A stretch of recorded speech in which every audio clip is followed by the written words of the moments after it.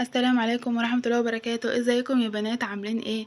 وحشتوني قوي من الفيديو اللي فات. اهلا بيكم في فيديو جديد. قبل ما ابدا الفيديو عايزك تصلي على الرسول عليه افضل الصلاه والسلام. وتعالي بقى النهارده اخدك جوله في النيش بتاعي. تمام. هو النيش بتاعي مكون من قطعتين، ده قطعه وده التانية. تعالوا بقى نبدا كده باول قطعه. بصوا، قبل ما ابدا الفيديو عايزه اوجه شكري لخالتي ولمرات عمي ولاء، عشان هما اللي راسلي النيش، رصه الجاتوهات اللي هوريها لكم دلوقتي. تمام. وكمان عايزه اقولك انك النيش بتاعك طبعا تعمليه الظهر بتاعه ازاز مش خشب، عشان لو انت عاملاه خشب مهما كانت الحاجه اللي انت جايباها غاليه وقيمه مش هتظهر جمالها، فانت تعمليه ازاز عشان تظهر لك الحاجه اللي انت جايباها. تمام. اول رف اهوت يا بنات، معانا فيه كاسات. ادي اول طقم كاسات، معاه الشفشق بتاعه. تمام. طبعا في كاسات بالشفشق بتاعها وفي كاسات من غير، يعني مثلا دوت بالشفشق بتاعه اهو ورا اهو. والطقم اللي هو والطقم ده هما 6 كاسات، حاطين 3 مع الطقم ده و3 مع الطقم ده اهو. وده طقم كاسات تاني جاي معاه القارورة بتاعته، يعني ممكن قارورة ممكن شفشق، بس ده جاي بالقارورة بتاعته. تمام. ركزولي في التفاصيل يا بنات عشان تشوفوا الجمال بقى. حاطين بقى في النص طقم الخشاف. طقم الخشاف ده انت بتجيبيه مثلا عشان لو هتعملي فيه رز بلبن، سلطة فواكه، جيلي كده يعني. وبما ان بقى الرف كله كان ازاز، هم حبوا يكسروا اللون بالكاسات الملونة دي، يطعموا النيش بيها، يعني يطعموا الرف بيها. هما جايبين طقم حاطينه مع الازاز يعني عموما. تمام. يبقى كده خلصان معانا اول رف. وبرضو حطولي انتيكات من دي، حاطين واحدة هنا وواحدة هنا. تاني بقى رف معانا في طقم الشاي والجاتوه اهو. ركزوا على التفاصيل يا بنات زي ما بقول لكم، عشان ممكن اي عروسه تستفاد من الرصه وتعمل زيها برضو في النيش بتاعها. هم حاطين هنا اللي هو جاي بالبراد الكبير ده، الطبق ده برضو كبير، ومعاه 6 اطباق متوسطه، 3 هنا و3 هنا. حاطينها على زي حامل كده اهو. والاطباق الصغيره دي بقى مع الفناجين بتاعتها. تمام. ده كده ايه تاني رف. ننزل بقى على تالت رف. حاطين فيه يا بنات ده طقم قهوة لوحده، اللي هو البيش في ابيض ده، ومعاهم طقم الاركوبال اهو. وحطوا الحاجات الملونة ديت تكسر اللون الابيض برضو والاسود. وكمان الرف اللي تحتيه فيه طقم الاركوبايركس اهوت، بس هم حطوا دول تحت هنا، بقية الاركوبال عشان ما كانش في مكان فوق. فده طقم الاركوبايركس. طبعا عشان انا ما عنديش بوفيه فجبت النيش كبير يستحمل الحاجه اللي انا جايباها، عشان انا ما عنديش بوفيه. ممكن مثلا انت تجيبي نيش صغير وتجيبي بوفيه تحطي بقى فيه مثلا الاركوبايركس والصيني، الاركوبال والصيني، على حسب ما انت عايزه وعلى حسب برضو الحاجه اللي انت جايباها. هنا بقى يا بنات القطعه التانية. تمام. اول رف فيها كريستالات برضو. بصوا القطعه دي عموما اغلبيتها ازاز يعني. تمام. معانا بقى فيها هنا اول طقم كاسات ده اهو، 6 كاسات معاهم القارورة بتاعته. ركزوا لي يا بنات على التفاصيل. بصوا بصوا الجمال. معاهم بقى هنا الانتيكه بتاعت مكتوب عليها محمد عليه الصلاه والسلام اهي. وكمان طقم الكوبايات ده بس معاه شفشق بقى مش قارورة اهوت، وبرضو نفس الانتيكه.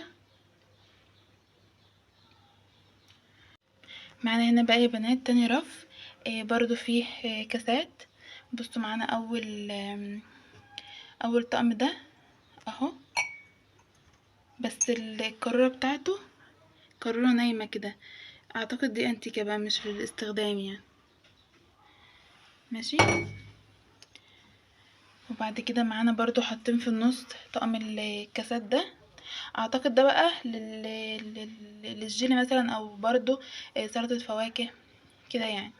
وحاطين فيه الكريستالات الملونة دي عشان برضو تكسر اللون. ومعانا بقى برضو في نفس الرف الجنتل ده، طقم كده كاسات لونه اسود في ازاز كلاسيك يعني اهو. دي برضو القارورة بتاعته، وده شكل الكاس مقسوم نصين كده، نص اسود سادة يعني، نص التاني ازاز عادي.